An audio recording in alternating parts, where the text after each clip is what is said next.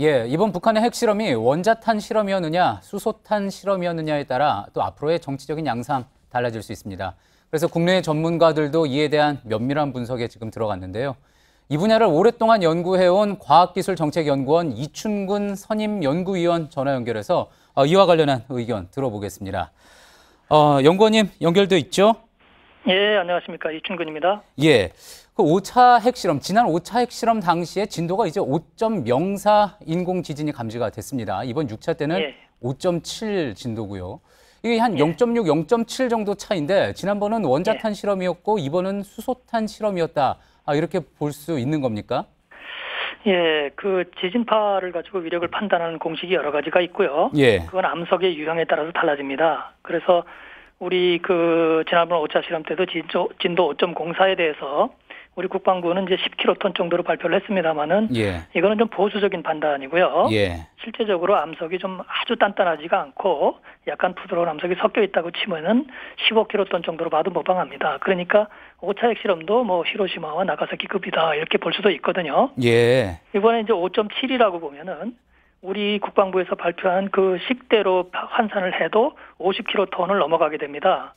그래서 또 일반적으로 약간 부드러운 암석을 고려해서 판단을 하면은 또 한 150킬로톤까지 볼 수가 있거든요. 그러니까 평균 잡아서 한 100킬로톤 정도로 잡으면 예. 이건 원자폭탄은 아니고 적어도 증폭형 이상의 폭탄이라고 볼 수가 있는 거죠.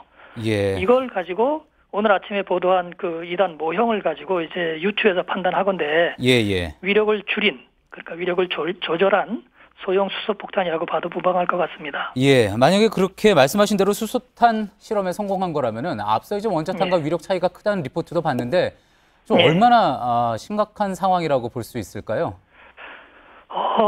이게 그 북한의 보도를 완전히 무시하고 증폭형이라고 하더라도 그 커다란 문제가 생깁니다. 예. 우선 증폭형을 개발했다는 것은 핵융합의 원리를 발견했다는 것이고 원자폭탄을 폭발을 시켜서 거기서 기폭을 해가지고 핵융합 물질을 압축을 해서 핵융합을 일으켰다는 의미거든요. 그것을 컨트롤할 수 있는 기술과 장비를 개발했다는 그런 의미가 되겠습니다. 그러니까 증폭 핵분열탄을 개발한 나라는 바로 수소폭탄을 개발할 수 있는 능력을 가졌다 이렇게 봐도 되거든요. 그러니까 이번에 그 한 것이 수소폭탄 초기형 수소폭탄이라고 봐도 되고 수소폭탄의 원리 실험을 했다고 봐도 되고 수소폭탄이라고 해도 될 것이라고 봅니다.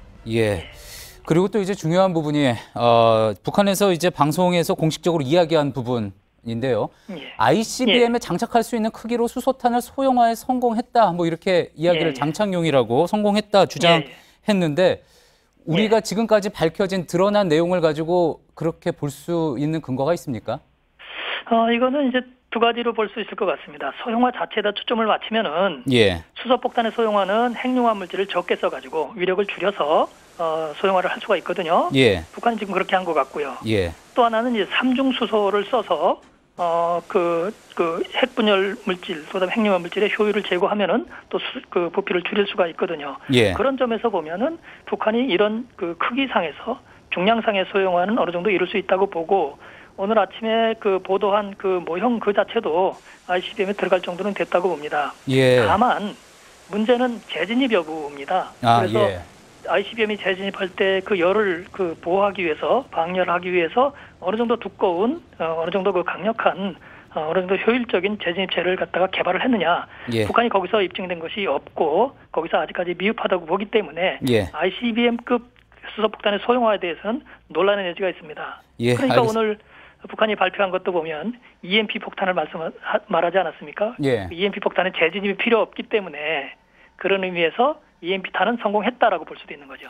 예, 알겠습니다. 이 부분 여쭤본 거는요. 이제 또 앞으로 트럼프 대통령이나 문재인 대통령이 언급한 레드라인과도 맞물리는 부분이어서 한미 양국의 대응이 달라질 수 있어서 이야기했는데요. 또 이 부분에 대해서는 뒤에 또 저희 취재 기자 또 다른 전문가와 더 자세히 이야기해 보도록 하겠습니다. 지금까지 이춘근 과학기술정책연구원 선임연구위원이었습니다.